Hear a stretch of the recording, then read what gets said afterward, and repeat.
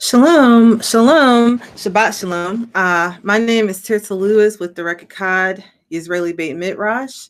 And today I have a lesson for women, a Bible study for women, where we will be looking at adversity, we'll be looking at prayer, and we will be looking at accepting the sovereignty of Yahweh in our lives. So in a video that I did a couple of weeks ago, I was speaking about self-control and building the second layer of self-control, looking at the Hebrew word gibor and how gibor, the Hebrew word gibor, which means might or strength, how we exhibit that gibor by having self-control and by being able to accept the sovereignty of Yah in our lives. And I was speaking about how Ebony had a lesson for the children last month where we went into this in detail with the children and explaining to them that when we pray to Yah, when we pray to Yahweh, that his answer to us is it can be yes, it can be no, and it can be wait. And so yeah, if you anyone who has comments or questions or anything, I can see them. So send them, put them in the comment section, in the live chat, and I'll be able to see it. So anyway, looking at that, looking at the answers that Yah gives us, and then looking at our ability to accept those answers. And for the children, in the lesson that we had for them, the lesson that Ebony put together for them, she had a bag with the 3 answers in it. And so the children would reach into the bag and they would pull out an answer. And the question would be, can I have a cookie? And she had some cookies. And so, the children, if they got a yes, they would get one immediately. If they got a no, they wouldn't get one. And if they got a wait, they'd have to wait a couple of seconds for it. And so it taught them, that even if the answer is yes, it might not be an instantaneous thing. It might be something that they have to wait to get an answer for. And so anyway, looking at that simple children's lesson and then extending it to looking at us, because we are children of the Almighty, there's a lot that can be gained from that. So we always we always want his answer to be yes when we ask for something. I don't know of anyone who doesn't want what they want and when they want it. It's just human nature. That's something that we want. And it's how we deal with the answer that we get that really shows our maturity and being an adult, because toddlers, they'll have tantrums if they don't get what they want. And I read somewhere, and Ebony probably has data on this because she's our resident children's expert here. But but I read somewhere that toddlers have tantrums because they begin to realize that they have control over their bodies. They begin to realize they have control over the outcomes of things, and how they act can actually control what their outcome will be for them. And so they'll have tantrums and different things if they don't get their will, and if they don't get their way.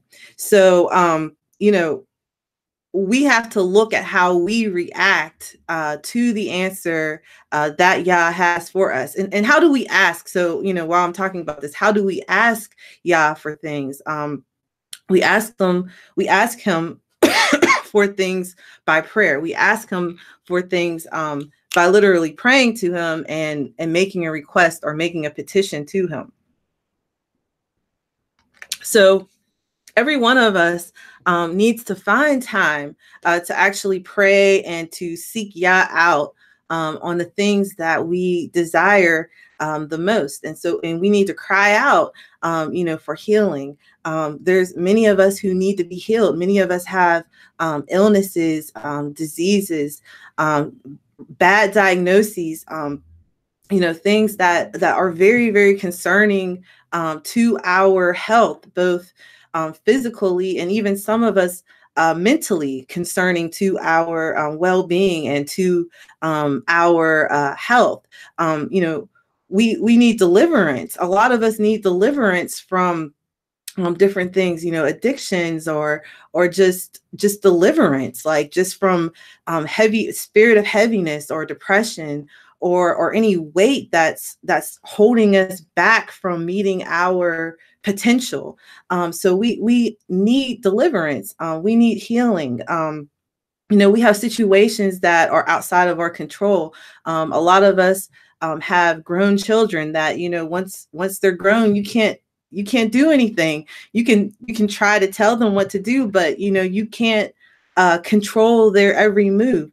Some of us may have spouses who are just in a wayward path, just totally, not doing or not fulfilling their obligation as a husband to us. And so we may have memories even of things that happened to us in the past that needs to be purged and that needs to be cleansed. So a lot of us have things that we're in prayer about.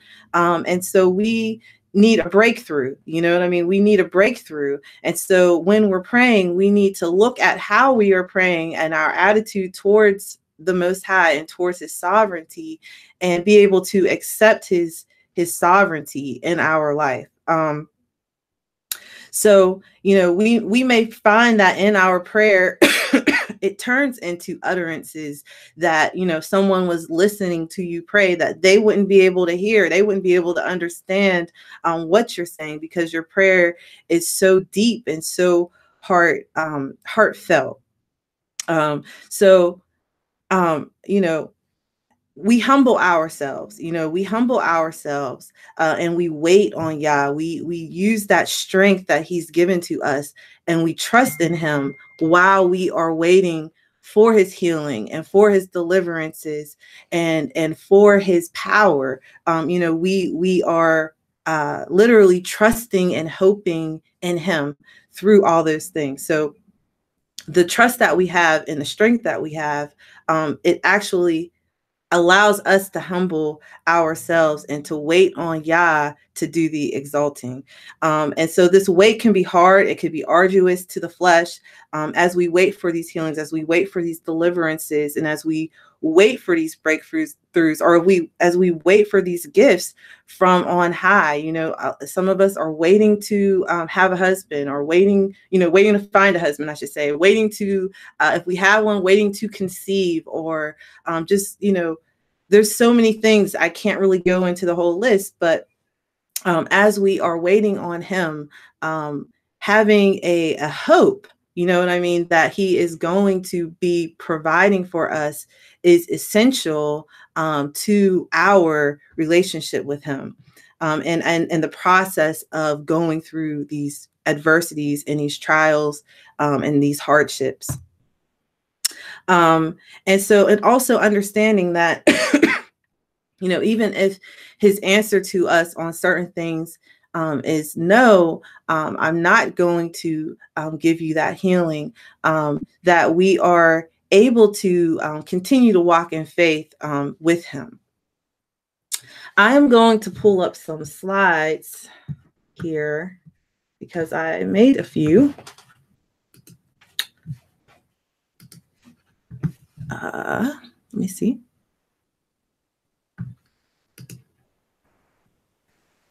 And I'm getting used to a new mouse, so if I'm clicking all over the place, you'll understand, hopefully.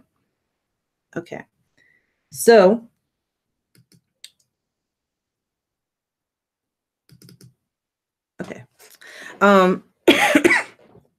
so when we look at the book of James, James chapter 4, verse 10, it says, "Humble yourselves in the sight of Yahweh, and he shall lift you up." 1 Peter 5 verses 6 through 7 says, "Humble yourselves therefore under the mighty hand of Elohim, that he may exalt you in due time, casting all your care upon him, for he careth for you." So when we recognize that Yah loves us, and that he cares for us, we're able to lean on him for everything. And this leaning on him is a humbling of ourselves.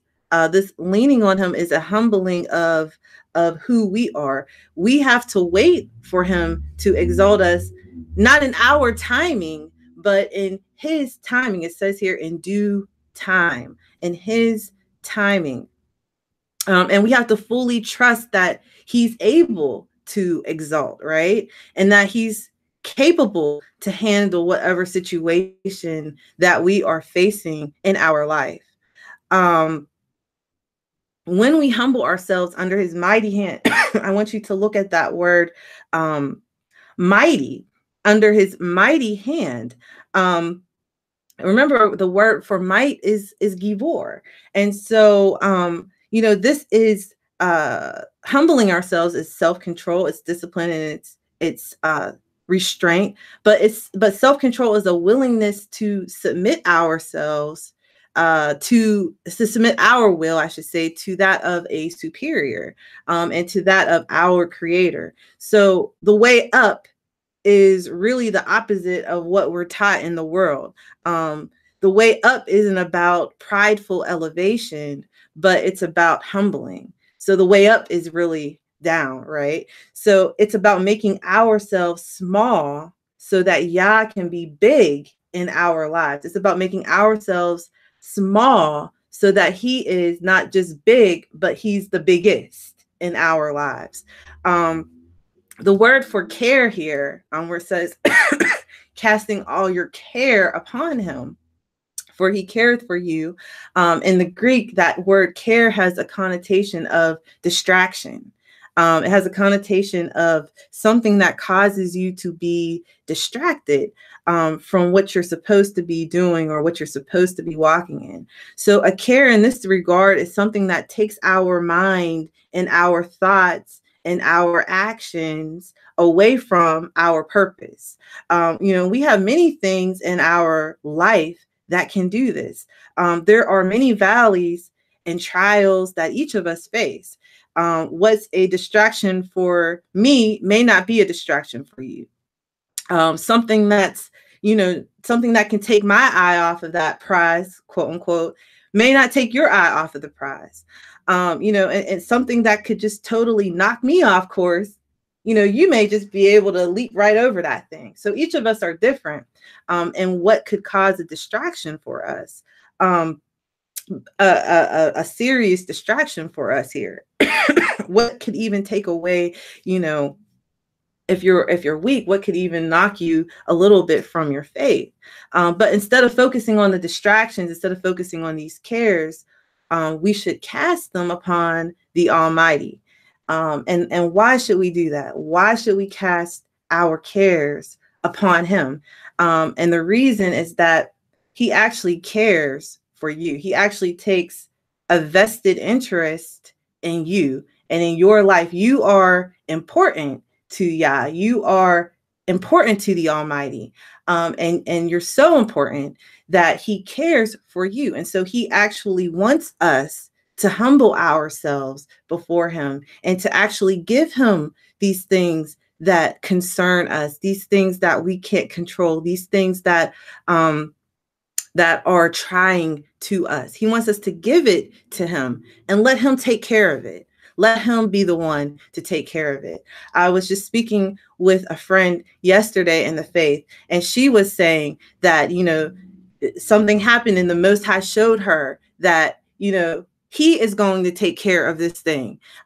Even in my own personal walk, just going through different trials. I actually recently had a miscarriage even, and had a situation that was almost life-threatening to me. And pretty much it was life-threatening to me. But being able to, even in those situations, of even life and death, being able to cast our cares upon Yah, being able to cast our concerns, even unto death, upon the Almighty. Why? Because he cares for you. There was a child song that I learned way back in probably when I was a child in vacation Bible school, and how they have it in the summer. And it was, cast all your cares on YHWH. He cares for you. And sometimes, I kid you not, I sing that song when I'm going through something because it reminds me, it's a child's song, right? Cast all your cares on YHWH. He cares for you. And so I just think about that, because I hope I didn't mess anyone's day up singing real loud in your ear. But, I think about that because when you're going through a hardship, sometimes there's mechanisms that we teach our children on how to wait and be patient that we forget in our own walk, in our own life. We forget it. And so sometimes even going back and even singing a song like that is a help. It's something that can encourage you that he cares for you. So this situation that I'm going through, I'm going to give to him. And I'm going to do that knowing that he is going to be there. He's going to be the might, the power in my life. I don't have to be that power. I have an Elohim who is all powerful, right? He's the Elohim of Elohim. He's the King of Kings. He's the sovereign of sovereigns. So if there's anyone that I can place my concerns in, it's him. Yeshua says in Matthew chapter 6, looking at the second half of verse 8, going through verse 13. For your Father knoweth what things you have need of before you ask him. After this manner, therefore pray ye, Our Father which art in heaven, hallowed be thy name. Thy kingdom come, thy will be done as it is in heaven. Give us this day our daily bread, and forgive us our debts as we forgive our debtors. And lead us not into temptation, but deliver us from evil. For thine is the kingdom and the power and the glory forever. Amen. As a child, I actually remember going to there used to be, on our way to school, me and my sister used to walk to school, and there used to be a place called the Garden of Prayer. And they would have donuts and hot chocolate for the kids every morning who would walk to school. Anyway, every morning we would say this prayer with them every morning. And so this is like, teaching this to our children. This is why I'm bringing these things out, because as we are thinking about how we're dealing with things, we have a next generation that's coming up. And so we have to, first of all, we got to, get the oxygen to ourselves first, like if you was on an airplane that's going down. But we also have to give the oxygen to our children. We need to give that ruach and that life to our children and train them up. And so this is an excellent thing for them to understand and to rehearse. But, we always start with Our Father, which is in heaven. We can go back up a verse and we can look that Yah knows what we have need of before we even ask him for it. He understands the ending from the beginning. So, of course, he has an understanding of what we need. And when we pray to him, our prayer should be for the kingdom and the reign of Yahweh to come and for his will to be done. Notice that we're talking about his will to be done. So this is a prayer of accepting him, accepting his sovereignty, accepting him as king, and accepting that he is actually sovereign over every realm that is possible, even of our own lives. I want to look at where it says here Give us this day our daily bread. Maura Nichelle Nelson of His Glory Ha Mishkan in Texas, she's a very good friend of mine. We share a name, and that's how, in homeschooling, that's how we got connected. But she's an excellent teacher. And one of the things that she brought out that I had seen this past week, when we're looking at our daily bread, how much is that? How much is that? Does anyone know how much a portion, a daily portion of bread is? Is it a bagel? You know what I mean? Is it a matzah cracker? Is it a loaf of bread? When we look at our daily bread, I am going to go to Exodus chapter 16, verse 16. Because the perfect place to look is how much bread did he give the people in the wilderness? How many bread did he give Israel in the wilderness? And so Exodus 16, verse 16 says, "This is the word which Yahweh has commanded. Let every man gather it, manna, according to each one's need, an omer for each being, according to the number of beings. Let every man take for those who are in his tent." So when we're looking at this, it says, let every man gather it according to each one's need. An omer for each person. So every day they would get an omer of manna. And then on Friday, each person would get 2 omers, one for Friday and one for Shabbat. And an omer is about a little bit over 9 cups, a little bit over 9 cups. And so the only thing that I really have a reference for with this is baking bread. And when I make bread, I probably use about 5 cups of flour, and that's 2 huge loaves of bread. And that's enough bread for my family for Friday night and for our Shabbat fellowship, after the Midrash. And that's half of this. Half of this can feed, I don't know, 15 people. So when we're looking at the bread that he gives us, it's not like it's nothing. Our daily bread isn't a morsel. It's not a morsel. It's an abundance. It's an abundance of bread. It's an abundance of blessing. It's an abundance of power. And so when we submit ourselves under his hand, we are really tapping into his resources that he has for us. And that's a blessing for us.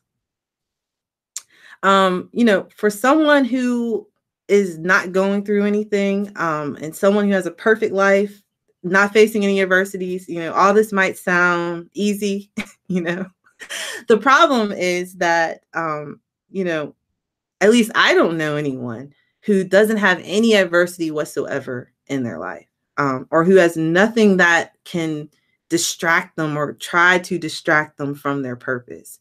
We all have situations that are outside of our control, and which we have to depend and trust in Yah. We all have situations that clearly put on display openly for anyone who's watching, our powerlessness to control the outcome of things, the powerlessness of us to control other people, and sometimes the powerlessness to control even our own selves. So we, when I mean our own selves, I'm not talking about our actions. I'm talking about our health, and things that are happening in our life that's outside of our control, that we have to depend upon Yah. We don't have any other choice but to depend on him. And it's in our weakness that we can clearly see just how little we are and how big he is. It's in our weakness that we find that we have no other option but to trust in Yah, but to have faith in him and the promises that he has made to us. So if you're going through adversity right now, whatever your situation is, submit yourself to Yahweh.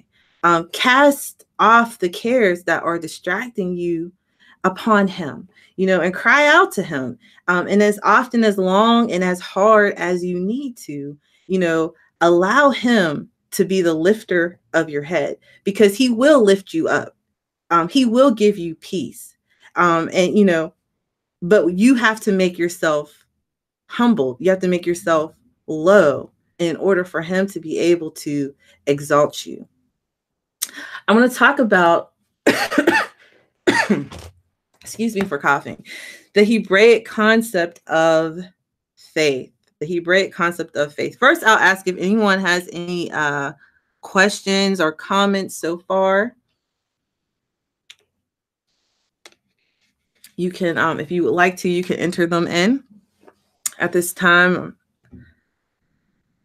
Okay, we'll just keep going then.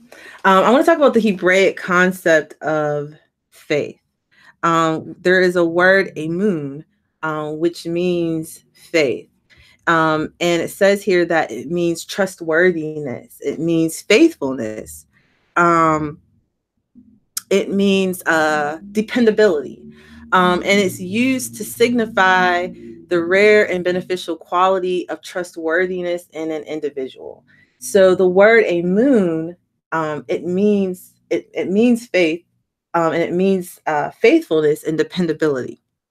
But it comes from the Hebrew root aman, and the Hebrew root aman is actually a verb, and it's a verb that means to be firm, to build up, to support, to nurture, or to establish. This is according to the Complete Word Study Dictionary here.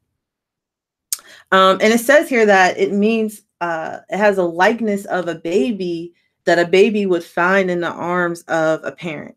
And this is really where I'm trying to go to with some of these things, is looking at it from, we started out talking to the children, but flipping it to looking at our own selves. But when we are looking at a baby, I'll never forget when I had my third child.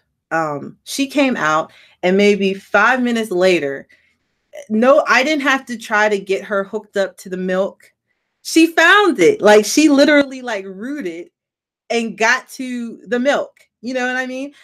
So there was something inside of her that when she came out, she knew that source of sustenance, that source of nurture, nutrients, was going to be there for her. She knew that support system that she didn't have to think about while she was in a womb. Internally, she knew that it was there when she came out. And she has never left me since. She's 3 years old now. But when we're looking at a child doesn't have any concerns, or at least they shouldn't have any concerns. If they have a good childhood, they should be able to, have a good life. Never really think about anything too much. Never have to think about food. Never have to think about shelter. Never have to think about what they're going to wear. Never think about what they need to learn or what they need to do. Because we are there as their parents to provide that structure for them. When we look at the concept of faith, it's not. It's a verb. It's when we look at the concept of faith, I should say, because the word faith, which is emun, is the noun. But when we look at the concept of faith, thinking about it from an action standpoint, thinking about it from this Hebraic standpoint, it's not something that's intangible. It's something that is transformative. It's a verb. If my husband always says about, sitting in a chair, if you see a chair and you look at it and you're like, I'm not going to sit in that chair, then, you don't believe it. You don't believe the chair. You're not going to sit in something that you don't believe in. But if you believe that it's going to hold your weight up, now you're going to sit in it and you're going to maybe get comfortable in it. When we're looking at the concept of faith, it's an action. It's you physically doing something or spiritually doing something based off of a conviction or a belief. There is a firmness to it, a steadfastness to it. There's a support to it.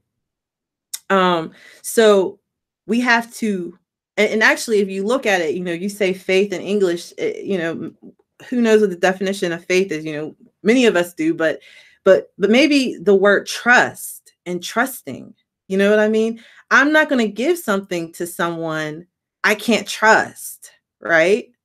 I'm not going to give Ari, my 3-year-old daughter, $100 bill to carry around to the library. I'm just not going to do that, So if I don't trust, I'm not going to be able to cast. I'm not going to be able to give. You know what I mean? I hope you're understanding what I'm saying here, that when we trust in Yah, when we truly trust and believe in him, that he's an Elohim who hears us, that he's an Elohim who sees us, that he's an Elohim who answers us, then we're able to give him the things that we really care about, that we're really concerned about. And we're able to leave it with him and trust that he's going to take care of it. And it sounds, from the outside, maybe looking in, that sounds very simple. But when it's a very serious situation, that is showing you just how much you trust him, if you are able to give it to him or not. And so what I'm saying here is that faith is transformative. There's a substance to it. It's not just something that I have in my brain, but I don't have in my body. You know what I mean? It's not something that is just one place, but it's not the other. It's all encompassing. And that is why when we looked at the prayer, it ended in Amen. Amen. And when you look at that word Amen, you could see it here almost. Well, you could see Aman here. But really, all you're doing is changing that vowel right there when you make it Amen. And so Amen comes from the root Aman. It comes from the root of faith. So when I am praying to the Almighty, and when I say Amen or Amen, if I say it in more of an English accent, but when I say Amen, I'm saying, so be it. Let it be established. I'm giving this to Yah. I'm going to remain firm in him. I'm going to allow him to support me through this. I'm going to allow him to nurture me through this. And I'm going to be established in him no matter what the outcome is. Because at the end of the day, I have an understanding that his will is going to be done. Hallelujah. So when we are drawing near to him, it says here in Psalm 145, verse 18, talking about faith and truth being connected.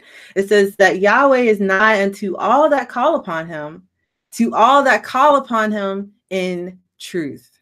What does calling upon Yah mean? It means praying to him.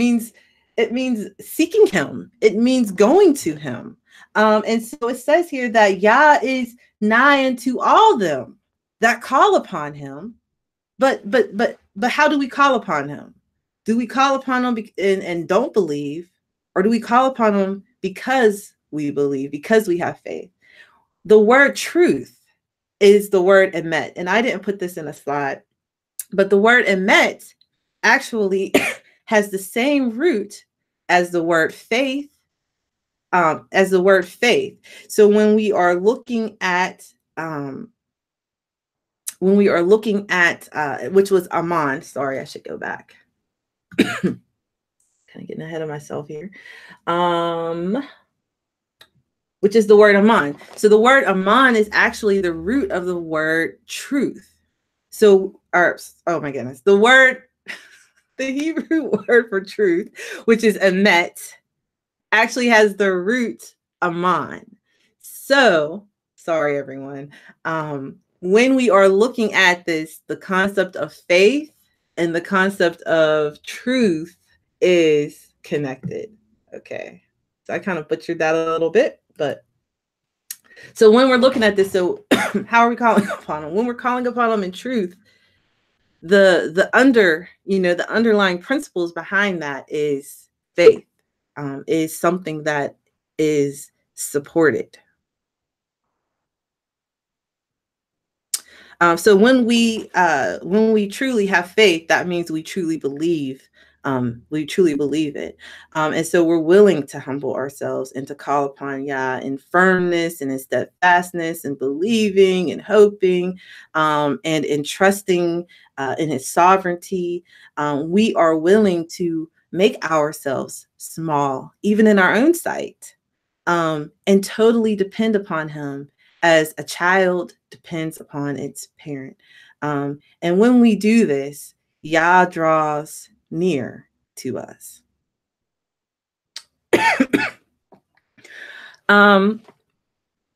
What is the result of being able to cast our cares upon Yah? What is the result of being able to do that? What's the result of being able to make ourselves small in our own sight, even, and to cast our cares upon the Almighty? Does anybody want to say what the result is?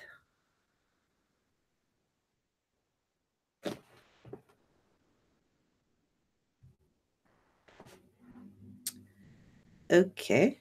The result is, I'm going to say it. The result is shalom. The result is shalom. Okay, so let's look at Philippians chapter 4. Peace. You got it, Kadara. Peace. Yep. Philippians chapter 4, verses 6-7 says, "Be careful for nothing, but in everything by prayer and supplication with thanksgiving, let your requests be made known to Elohim. And the peace of Elohim, which passeth all understanding, shall keep your hearts and your minds through Yeshua Mashiach." So when we are looking at this verse here, and when it says be careful for nothing, the word careful is that same word that we saw before, which was a care that we would, give to the Almighty. And so, something that could distract us from our potential. I know when I get distracted sometimes, and I have to obey this lesson that I'm speaking right now and cast these things to the Almighty. But I can get distracted by something that's not in order. Like I'm like, I can't do this, but it says here to be careful for nothing. That's not saying to just go around and haphazardly do stuff. That's saying to not allow these things on this earth, these things that are going to pass away, these things that are not permanent, to distract you from what is permanent. Don't allow these things that are carnal to interfere with your spiritual, path and destination that you are making. So when it says be careful for nothing, that's talking about our attitude towards the cares that can distract us from what Yah has for us. So it says here, be careful for nothing, but in everything by prayer and supplication with thanksgiving, let your requests be made known unto Elohim. And the peace of Elohim, which passes all understanding, shall keep your hearts and your minds through Yeshua Messiah. Do you see that? In the peace of Elohim. The peace of Elohim, this is peace that comes from him. Sometimes I have to be careful whenever I'm speaking to someone about something that they're going through and they don't have peace about it.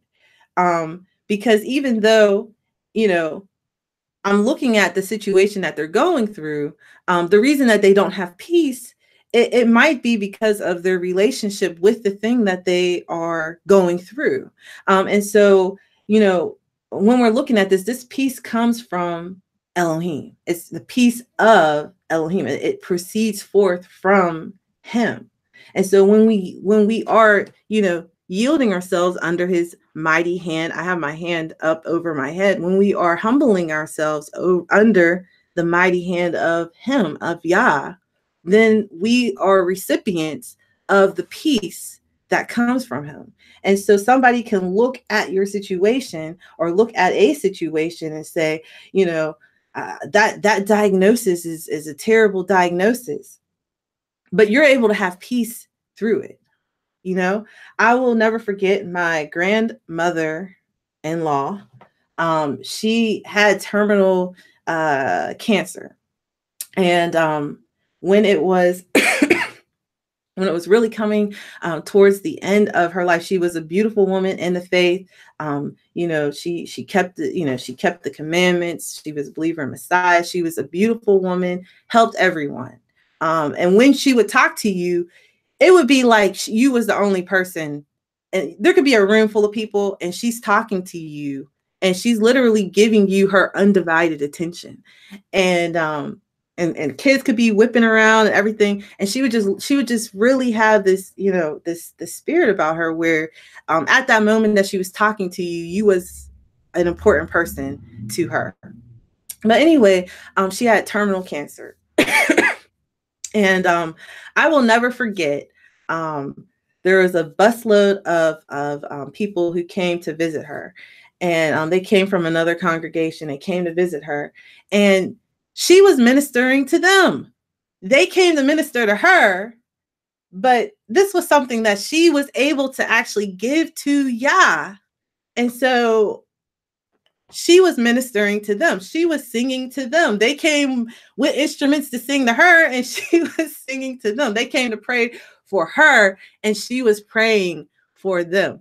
And so when we are able to have a peace that surpasses all understanding, this understanding here, this isn't the understanding from, above, but this is the understanding from just people who are looking at your situation, looking at your adversity that you're going through.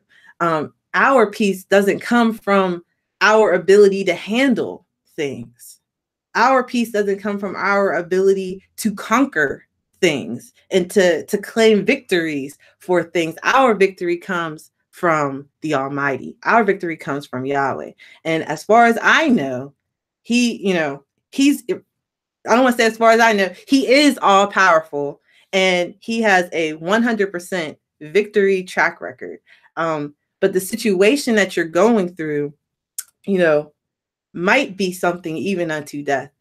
She did not recover from cancer. But the testimony, that she showed, you could tell it affected me to this day. And so when we are looking at our children, even, how do you go through the adversities in your life? How do you show your children how to go through adversities? How do you show the next generation of women how to go through adversity? How to go through maybe not a miscarriage, or maybe a sick child, or maybe just illnesses, or bad news. How do we show our children how to go through these things? Okay, the peace of Elohim that surpasses all understanding. Okay, let me see here where I'm at. I have some notes. Let me look at my notes.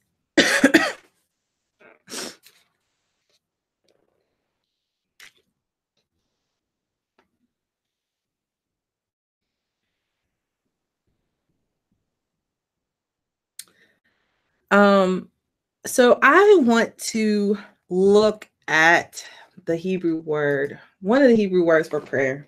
Ooh, what happened?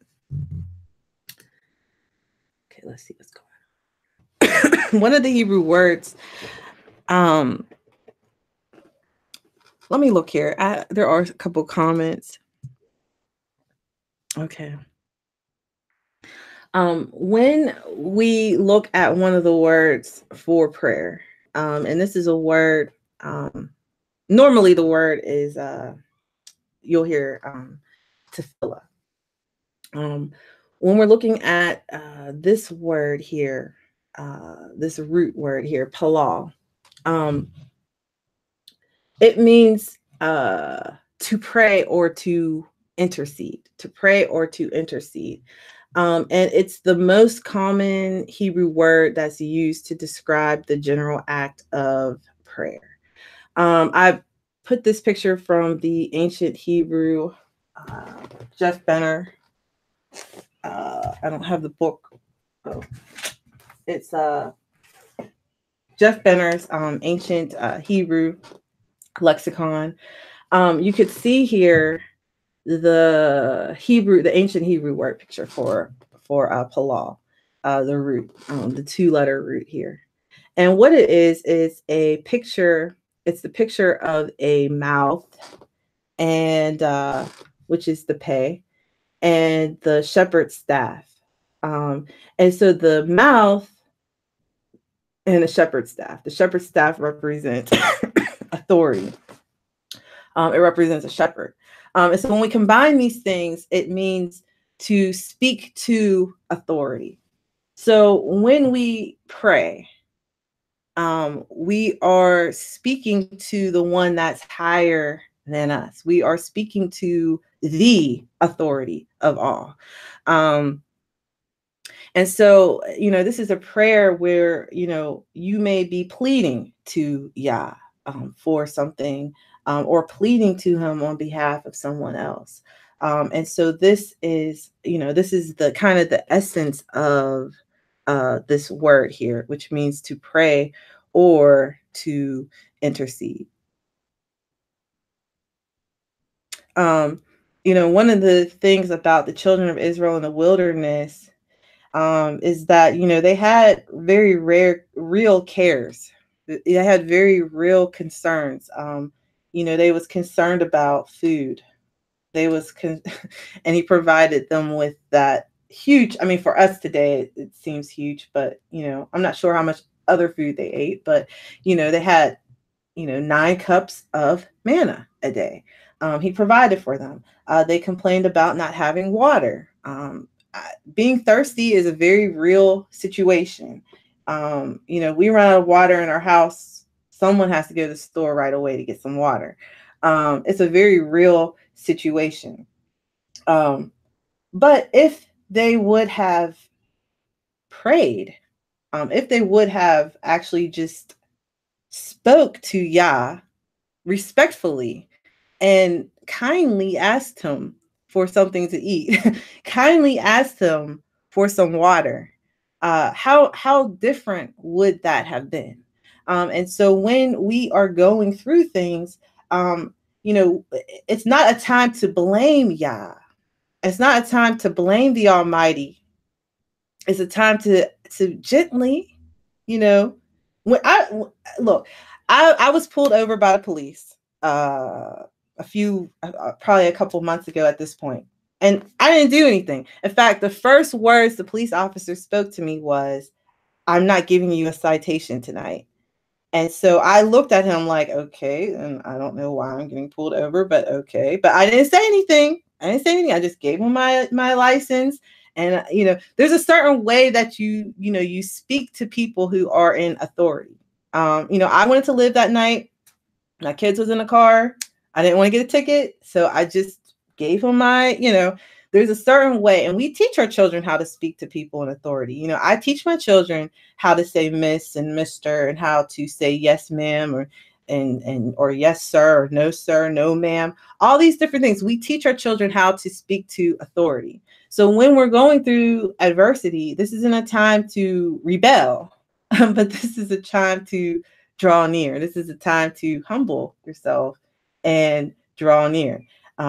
Because we see that judgment happen for the children of Israel when they rose up and they totally did not approach Yah the way that he should have been approached. So really, this is pretty much the the end of what I wanted to look at. But I want to look at the I'm going to look at the story of Hannah, since this is a study and my children haven't come downstairs. This was like just a little kind of a bonus part that I was going to look at. But since my children seem to be okay so far, I'm going to try to keep going. So I'm going to look at 1 Samuel chapter 1. 1 Samuel chapter 1.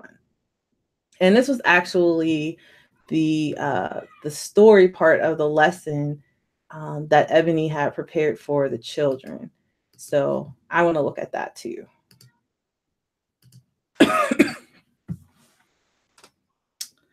Okay. So when we look at the scriptures, and we look at the women in the scriptures, one of the probably the prevailing things that women in the scriptures seek Yahweh out about is having children, or barrenness, or not having children.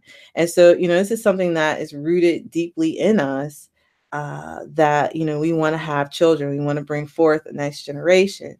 And so, even though we look around in this world, it's just so full of wickedness and darkness, that doesn't take away our desire to bring forth a righteous seed, to be light in the darkness. And so we are going to look here at 1 Samuel chapter 1, and I'm going to start reading. Now there was a certain man of Ramat-Taim Zophim of Mount Ephraim, and his name was Elkanah, the son of Yeroham, the son of Elihu, the son of Tohu, the son of Zuph, an Ephratite. And he had 2 wives. The name of the one was Hannah, and the name of the other was Peninnah. And Peninnah had children, but Hannah had no children. And this man went up out of his city yearly to worship and to sacrifice unto Yahweh of hosts in Shiloh. And the 2 sons of Eli, Hophni and Phinehas, the priests of Yahweh, were there. And so I'm going to stop. That's verses 1 through 3. So we assume from the text here that Hannah was Elkanah's first wife. And we assume this since, she didn't have children. And so then he would have taken another wife in order to have children. Let's keep going.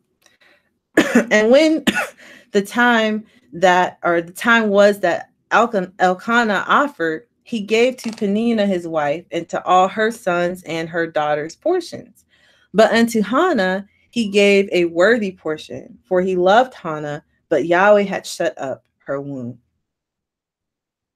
So we can see that at this sacrificial meal that he would actually give Hannah a double portion, and and that showed his love for her and towards her.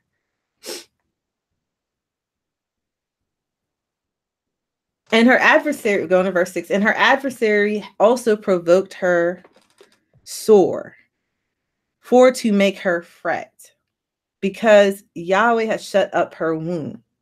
And as he did so, year by year, when she went up to the house of Yahweh, so she provoked her. Therefore she wept and did not eat. It's interesting here, looking at verses 6 through 7, how when we are going through something, sometimes there may be people who stand around and taunt us. They can be unbelievers, someone who's mocking our faith in Yah for a healing or for a breakthrough. If we are listening to their mocking, and if we are allowing it to get to us, it can cause us grief. And we can even see that, David, he spoke about his enemies, standing all around him. Let me see here. I may have a verse for that, but we can, we see in the Psalms, David, he speaks about that multiple times. His enemies, Many are they. What is that? Is that Psalm 3? Yeah, how increased are they against me? Many are they who rise up against me. Many are they who say of my soul, there is no help for him in Yah. And then he says, but Yah, he's a shield for me. He's my glory. He's the lifter of my head. And so, we can't listen to these enemies.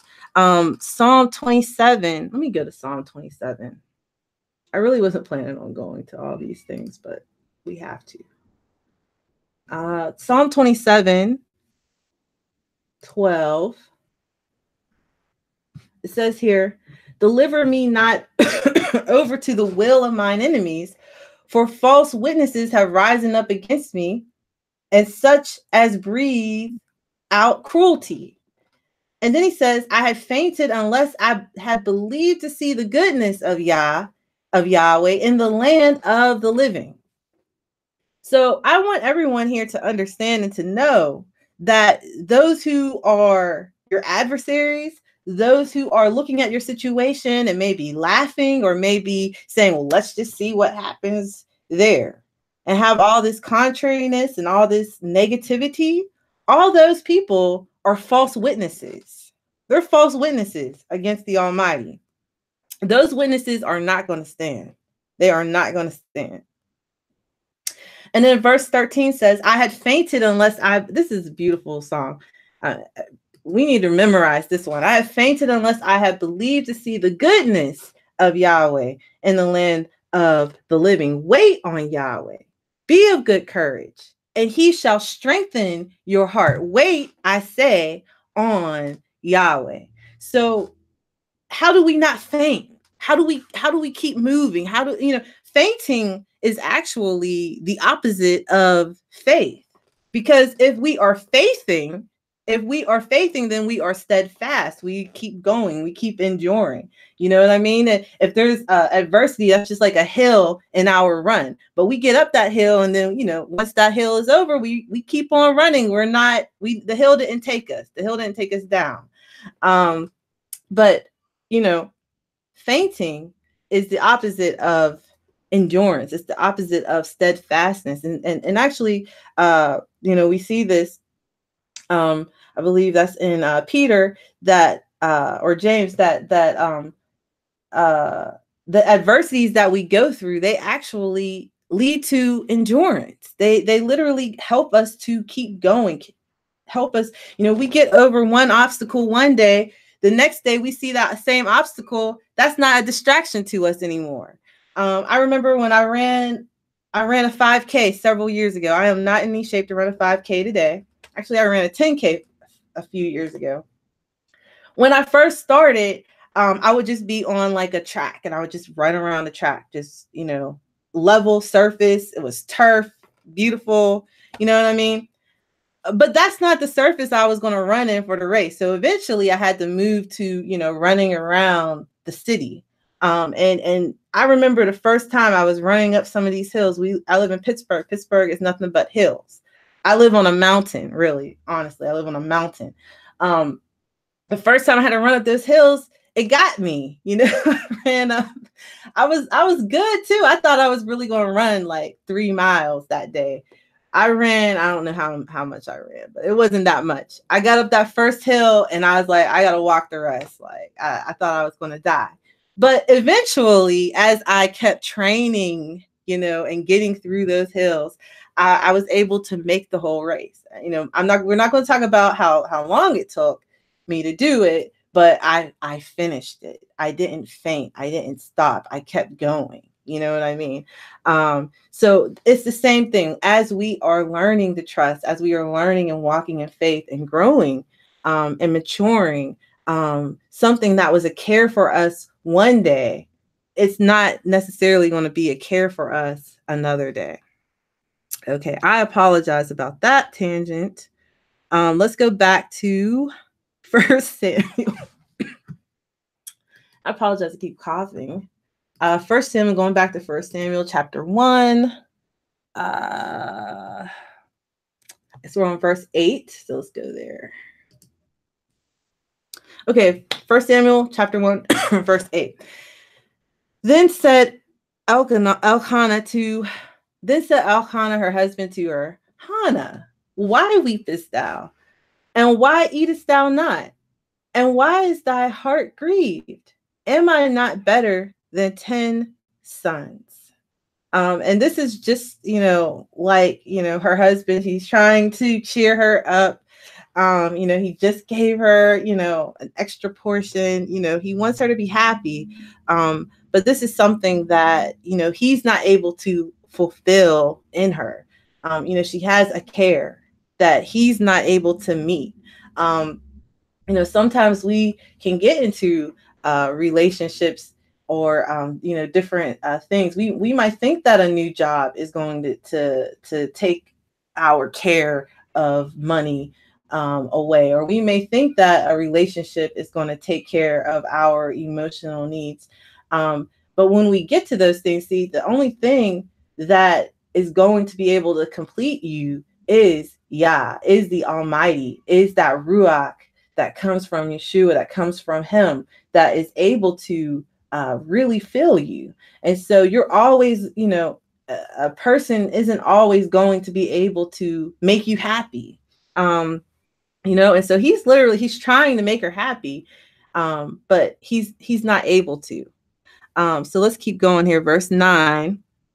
So Hannah rose up after they had eaten in Shiloh and after they had drunk.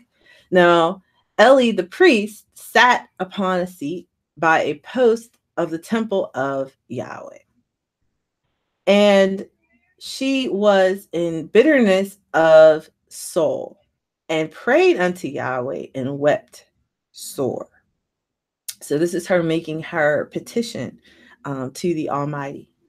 And she vowed a vow and said, O Yahweh of hosts, if thou wilt indeed look upon the affliction of thine handmaid, and remember me, and not forget thine handmaid, but will give unto thine handmaid a man child, then I will give him unto Yahweh all the days of his life, and there shall no razor come upon his head. So we see here Hannah making a vow unto Yahweh about what she will do with the blessing that Yah would give to her. When we are making our petitions to Yah, it's important for us not to always be, selfish about, what we want. We should always look at it and, how can this benefit the kingdom? How can this benefit my family? How can this, benefit the Most High? And so, this is something that she is doing. We're going to see that Hannah was actually a prophetess. So, I don't know, maybe this prayer was in the prophetic, because we know that Shemuel, he would become a great prophet. He would play a fundamental role in the history of the nation of Israel. He functioned essentially like a Moshe in establishing the kings of Israel. But he wasn't someone who was just, born without much prayer and supplication. And so, he was pled for before he even came. No, I don't know about anyone else pleading for a Samuel to come on the scene. But Hannah, she was pleading for a Samuel to come on the scene.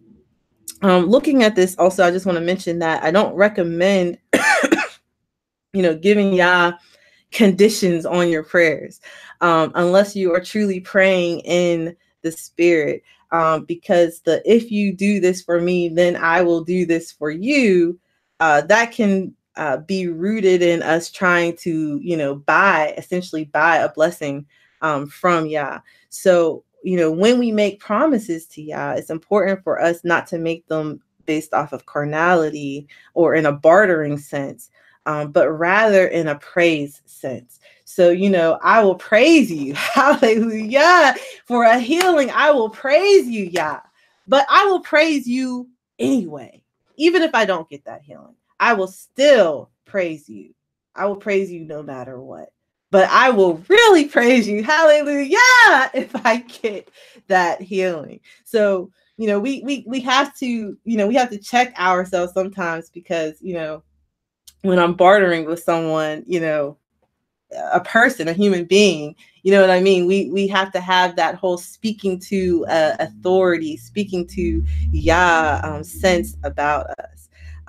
So we can see that her sacrifice of praise unto Yah for answering her prayer would be that he'd be wholly dedicated to Yah's service, to Yah's people forever from the womb. Okay, let's keep going. Verse 12. And it came to pass, as she continued praying to Yahweh, that Eli marked her mouth. Now Hannah, she spake from in her heart, and only her lips moved, but her voice was not heard. Therefore, Eli thought that she had been drunken. Okay, so we could see that Hannah is she's making a prayer to Yah, and it's so heartfelt that she can't even express her inner turmoil. Let's go down to verse 14. And Eli said unto her, how long wilt thou be drunken? Put away thy wine from thee. And Hannah answered and said, no, my Lord, I am a woman of sorrowful spirit. I have drunk neither wine nor strong drink, but have poured out my soul before Yahweh.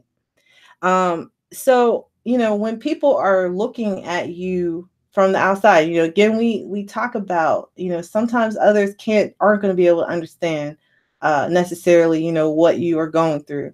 And Eli, he couldn't understand what, Hannah was going through, what was happening at that moment.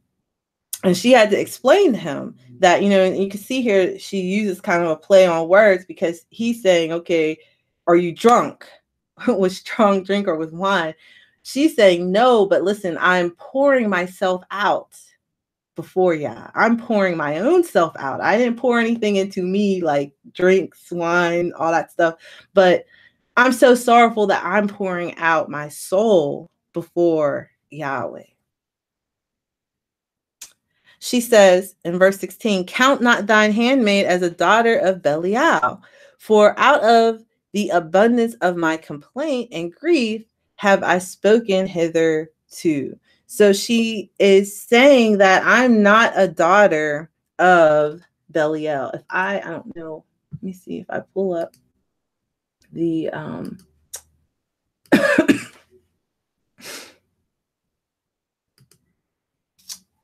oh, that's daughter. Okay, so she says she's not a daughter of Belial. What is that? That's without profit or worthlessness, or by extension destruction or wickedness. She's not a wicked daughter. And we have to, when we are speaking and we're making our petitions to Yah, when we are praying, it's important that we are on the right side of that quote unquote proverbial fence. Some are seeking deliverance or blessing, and they are still living in their sin. They are still living in their wickedness. But they're still daughters of Belial. But we have to make that transition, right? When we say we are Hebrew, the word Hebrew is Ivri. That means one who has crossed over. One who has crossed over. So one who's crossed over from darkness into light. And so when we are seeking out the Almighty for something, we need to make sure that we are actually crossed over all the way. When we are making our petition to him. So we should check ourselves, should ask, are we his, or are we seeking something from Yah, but we aren't actually willing to even accept his sovereignty and his authority in day-to-day matters in our life. There's the whole Facebook thing where somebody's like, talking about, oh, this, and God this and God that. And then in the next post or whatever that they have, it's just utter wickedness. Okay, which one is it? Like, you know what I mean? Is it the the good one, or is it the bad one? Okay, well, there's no such thing as that. When we fully become Hebrew, when we fully cross over, now we are in a right relationship with Yah to be able to ask him for our petitions.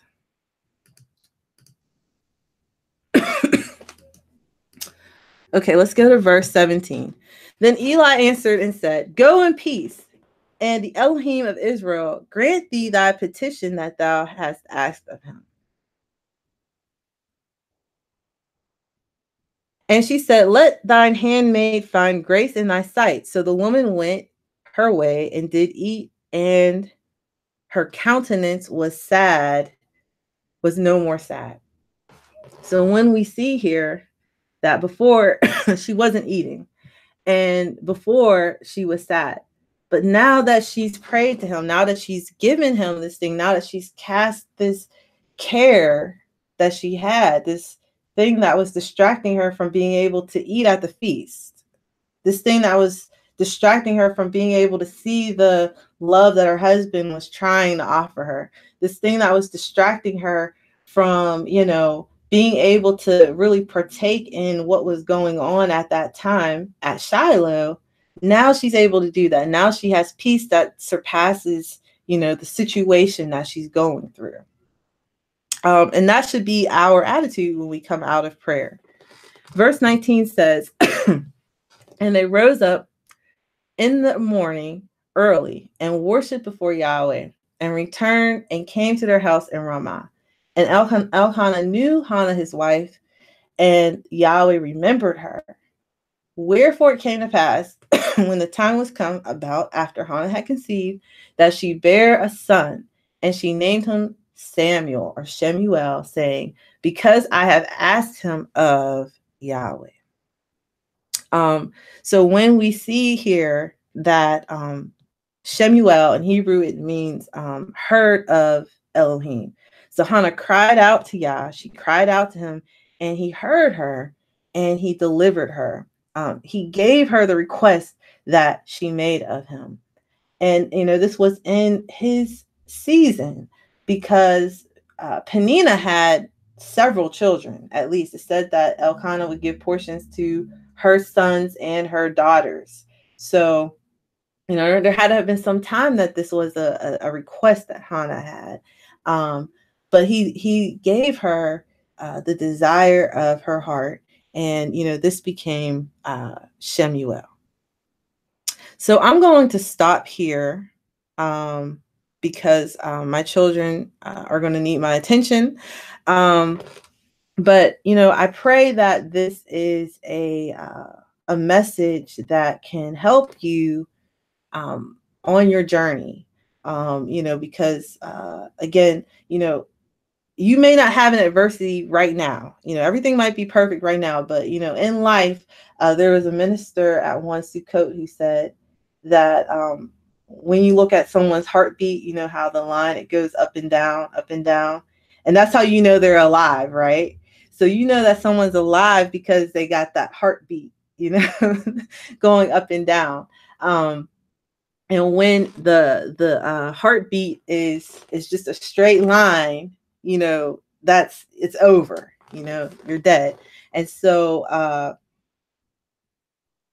we need to if we're in a place that's good, hallelujah, praise Yah, but you need to be prepared for adversity, if that's the case for you. You need to be prepared for adversity. And if you're going through adversity right now, I'm praying and hoping that this will be a blessing to you, or a reminder to you to really seek him out in prayer, seek him out in petition, seek him out as your power. You know what I mean? To use that gibor, that strength, that self-control, to become small in our own sight, so that he can be big. So this is about us learning how to walk learning how to walk in faith. Let's see here. Okay. So Yah bless everyone. If there's any questions or comments or thoughts or whatever, you can leave it in the comment section. You can send me an email, directakad.oneway@gmail.com. If you want to contact me. Yah bless. Shabbat shalom.